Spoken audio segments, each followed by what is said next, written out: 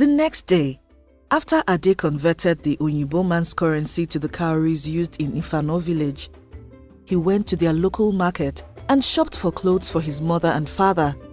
Ade, where did you get the money to buy all these expensive clothes? Ade's mother asked in shock after Ade handed her a bag of clothes, matching bags, shoes and jewelry. Mama, don't worry about that. Just know that your son has arrived in this village. I am now a big man, Ade said proudly. Did you steal these clothes? Ade, tell us now, before it's too late, Ade's father said. Papa, this is the same reason I don't like you.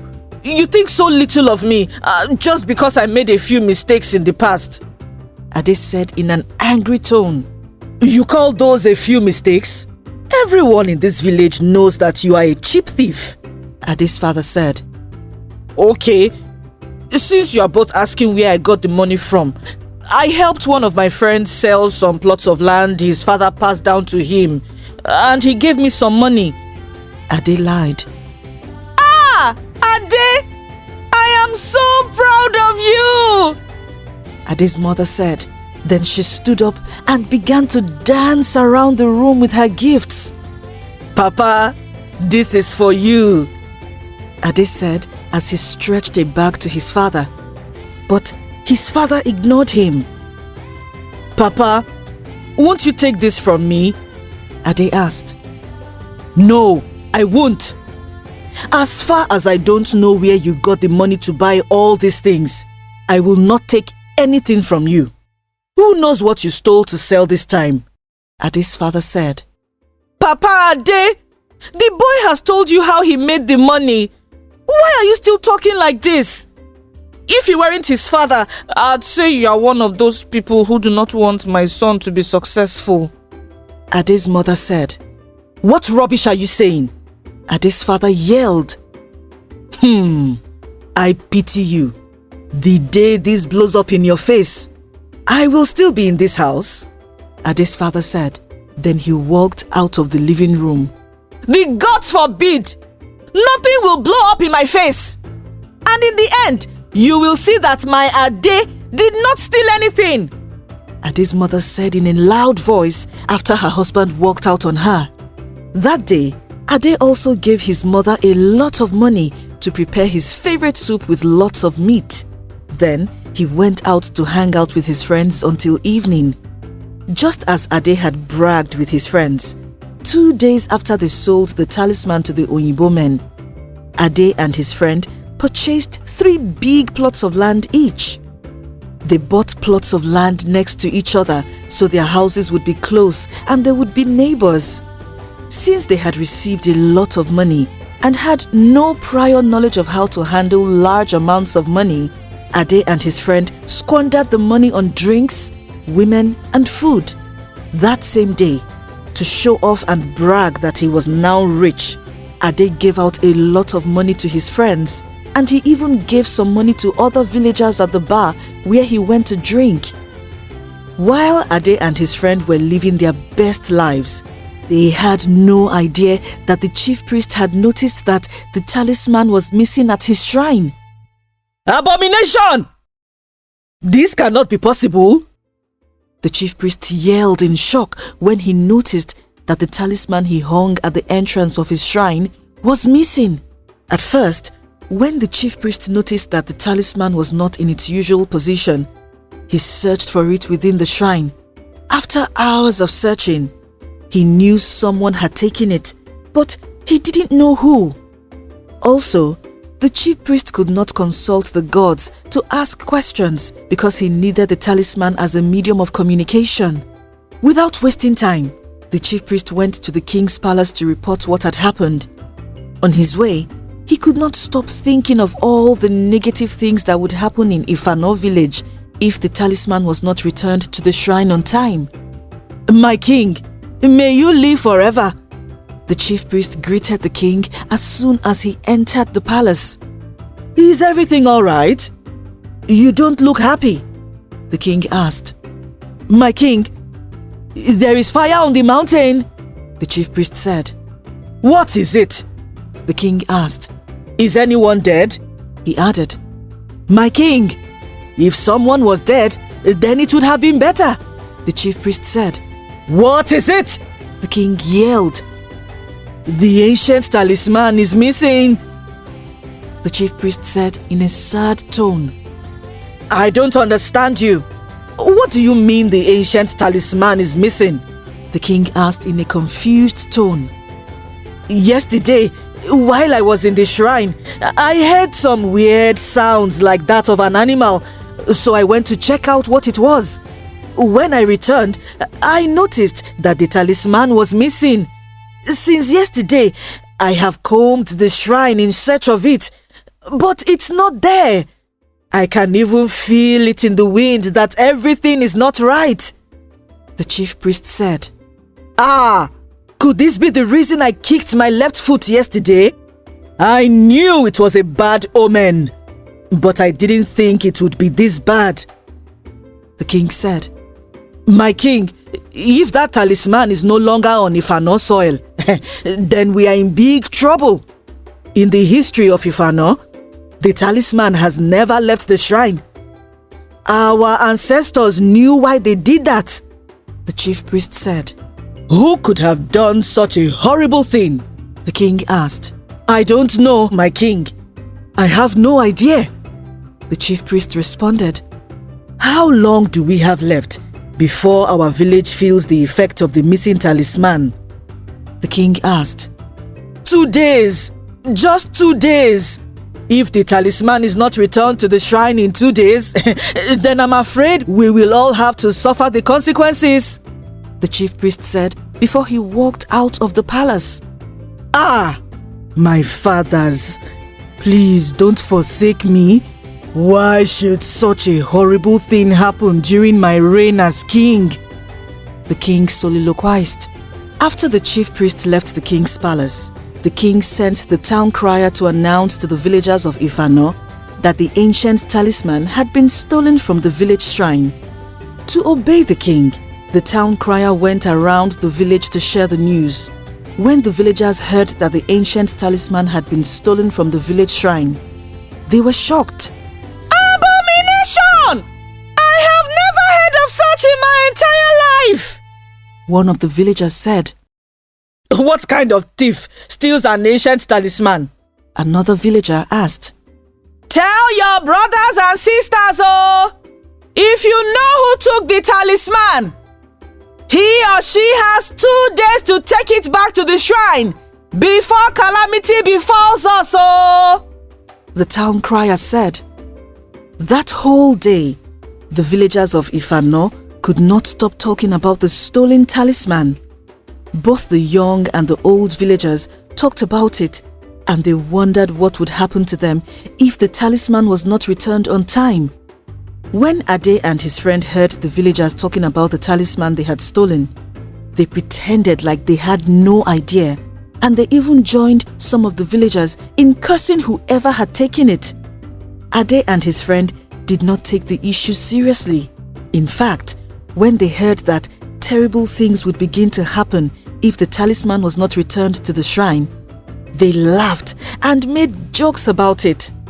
2 days after the announcement was made, something terrible happened. The village stream, which was always flowing with water, dried up mysteriously. As if that was not enough, all kinds of birds began to drop dead from the sky, and all the farmlands in Ifano were attacked by strange insects.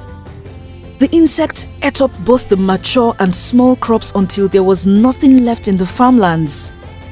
When all of these happened, the villagers knew that it had to do with the stolen talisman, and they became worried. Is there nothing you can do to stop these things from happening? The king asked the chief priest. My king, I'm afraid there is nothing I can do. The only way we can end this is if the talisman is returned to the shrine, the chief priest said. Because of everything that had happened, the king called an emergency meeting with the chief priest, expecting that he would give a temporary solution. Under one day, so many things had happened in the village of Ifano, which worried the king. The following day, while the villagers thought they had seen the worst, something unexpected happened. The village of Ifano, popularly known as one of the coldest villages, suddenly turned hot.